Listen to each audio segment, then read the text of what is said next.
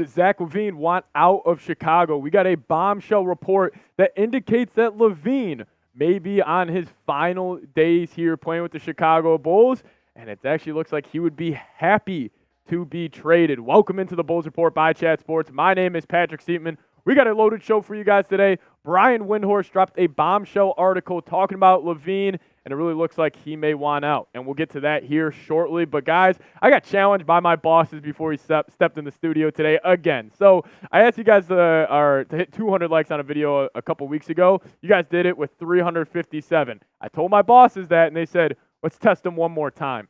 400 likes. This would be the most likes we've gotten on a video in channel history. I am asking for your help. It's free. It's easy. Go down there, hit that like button, and help us out. Let's hit 400. Let's hit 1,000. Shut my bosses up and help us out. But let's dive into the report from Brian Windhorst. And this is a bomb, man. I mean, this is incredible. He says this. This was on ESPN before one of the Bulls games recently. He said if they could trade Zach LaVine in the next 5 minutes, they would trade him, and Zach would happily go to the airport. That last part. And Zach would happily go to the airport. I mean, this is a bombshell report. Listen, we've known that Zach LaVine's been in the latest trade rumors over the past couple of months just because a lot of people are assuming that the Bulls want to move off him. We've heard the disconnect between him and head coach Billy Donovan, how they got in a feud because he benched LaVine last season in a game in Charlotte, which, by the way, LaVine was 1 of 12 in that game when he got benched. I think LaVine's kind of rubbed some Bulls fans the wrong way and just overall maybe has kind of been almost a toxicity in the locker room as of recently, but I think LaVine wants out, and honestly, I think the Bulls want him out as well. But LaVine this season, he started off poorly. He was absolutely terrible, but I will say, since he's came back from that foot soreness or whatever we want to call it, he has played a lot better. And, averaging just over 20 points a game, still playing a lot, even last night when the Bulls lost to the Cavs. He played, I think it was around 37 minutes last night. He was also not too good last night as well. But 20 points a game, 4 assists, 5 rebounds. Efficiency was awful at the beginning of the year. Kind of upped it a little bit, up to 45% from the deck and 35% from downtown. But I do think a possible contender could look at LaVine and say, hey, LaVine could be a great option for us to bring in. But then Windhorst also dropped this huge nugget here. He says, I think there's a 0% chance. Keep that in mind. A 0% chance of the Lakers trading for Zach LaVine. And I was just like, boom. I've been saying this on the channel for 2 months. Even though all the reports, all the rumors were saying LaVine's heading to LA to pair up with LeBron. They got the same agency, Clutch Sports, and they'll form a big three of LaVine, Bron, and AD. And I've been saying this. I don't see a possible trade scenario where the Bulls agree to a trade with the Lakers. The Lakers have been tossing out, we'll give you D'Lo. We'll give you Rui. We'll give you maybe a 2029 first-round pick. And I was sitting there from the Bulls side of things. Why would the Bulls want D'Angelo Russell? You got Kobe White. You got Iowa DeSumo. You're trying to develop that young backcourt. It would just be so counterproductive for them to bring in I don't want to say an old guard, but a guard who's definitely on the second half of his career in D'Angelo Russell, who has never performed the postseason, is not a winning basketball player. So I never understood how the Bulls and Lakers could meet at a trade. And one final point on the Lakers side of things. I don't know if LeBron and AD look at LaVine as a needle mover. Like, I think if you look at the past couple NBA champions, it has been more of elite duos and a really solid supporting cast winning it. And I think that's what LeBron and AD, that's probably what they're looking at the roster, saying, hey, we are the driving forces. We are the two main guys. And if we just get a solid team around us, then we can go win a championship. But if the Lakers would consolidate all their assets and then move them to Chicago to get Zach LaVine, I mean, you are really banking on a guy that has the lowest winning percentage in NBA history throughout his career. Unreal talent, 3-level scorer, I get it. But I never understood that the Lakers could be the number one trade destination for LaVine, and Windhorst absolutely shut that down, and I agree with him. And finally, somebody said it. But speaking about Zach LaVine, I got to ask you guys, because, I was saying 99.999% that he'll be dealt at the trade deadline. More reports come out. I think it's looking a lot less likely, but I'm just not sure. You guys let me know what you guys think. Will Zach LaVine be traded at the NBA trade deadline? Y for yes, N for no. Get your thoughts down in the comment section, and I'll see what you guys have to say.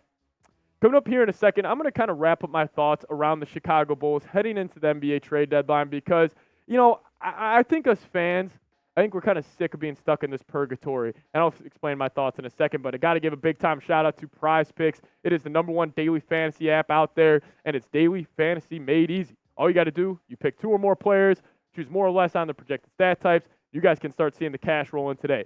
NFL divisional round is this weekend. This is a lineup I'm rolling with. I'm going more on Josh Allen passing yards at 237.5. I'm going more on Dalton Schultz receiving yards at 36.5. And then F the Packers, FGB, I'm going less on Aaron Jones at 73.5 rushing yards. You guys can either fade my picks, or if you guys think I'm going to stay hot on Prize Picks, you guys can ride with my lineup, but make sure you guys do it at Prize Picks. Head to prizepicks.com/CLNS. Use that promo code CLNS. They're going to give you a first deposit match all the way up to $100. I absolutely love using Prize Picks. You guys will too. I'll put that link for you guys in the comment section and description of today's show. Prize Picks, daily fantasy made easy. All right, let's talk about it. Trade deadline is 3 weeks away, and that's all I got to say, man. The Bulls need to blow it up. After another brutal loss to the Cleveland Cavaliers last night, I just think it's time. And again, Bulls playing the Cavs yesterday, everybody was fully healthy. Everybody was available. And you did not compete in that basketball game when the Cavs did not have Darius Garland or Evan Mobley, and it's time to blow this up. I understand that we're in the play-in tournament right now. You know, we have a chance to make the playoffs. Let's just say it all goes well. You get the 9th or 10th seed in the playoffs. You somehow sneak into the playoffs, or sneak into the real NBA playoffs. You get matched up with the #1 seed Boston Celtics or Milwaukee Bucks. Bulls fans, seriously answer this question. What is the max potential of this group? I think max potential, you make the playoffs as the 8th or 7th seed, and you win one playoff game. I think that is the best case scenario for this current core. And you got players on this roster I like. I like Alex Caruso. I like DeMar DeRozan. I love guys like Kobe White, Javon Carter I think's great. I think even like Ayo Dosunmu I'm a big fan of. But you can have all the talent in the world. If it doesn't fit, you will not win basketball games. I want to make this point very clear. Continuity on a basketball floor means more than a lot of the common fans think. If you have a group of, take the Denver Nuggets, for example. Are they the most talented basketball team in the world right now? Like, would you say top to bottom, them compared to the Boston Celtics? Who has more talent? Probably the Celtics. You can even make an argument, probably the Milwaukee Bucks. Probably the Lakers. You can name a number of teams that has more talent than the Nuggets. But why do they work so well? Because their continuity and their chemistry. They are great together. All the pieces fit perfectly like a puzzle. And you look at the Bulls, it's a complete opposite. I mean, you have a basketball team. Think about how many names. Kobe White's a good basketball player. Caruso's a good basketball player. DeMar, LaVine, Vooch, Patrick Williams, Ayo Dosunmu. All these guys are great basketball players. They don't fit well together. Admit you were wrong. Rip the Band-Aid off. It's going to hurt. Your fans are going to give you slack. And listen, if somehow people at the Bulls front office are watching this video, don't read the Instagram comments.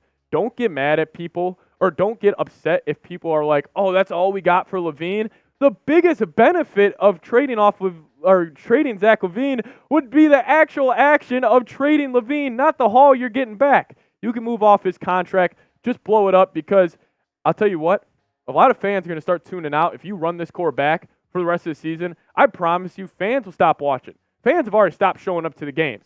So you decide what type of team you want to be. You decide what direction you want to go in. One last example, and we'll close it with this. The Arizona Cardinals. I know it's NFL, but I do think this is a good kind of comparison here. The Arizona Cardinals took Josh Rosen, top 11 in the NFL draft one season. He was terrible his rookie year. The Cardinals had the #1 overall pick the next season. They just took a quarterback. They can't draft a quarterback. There's no way. You know what they did? They said, we messed up on that pick. We're going to go make it right. We're going to go draft Kyler Murray. We don't care what people say. That's the right move. That's what the Bulls need to do.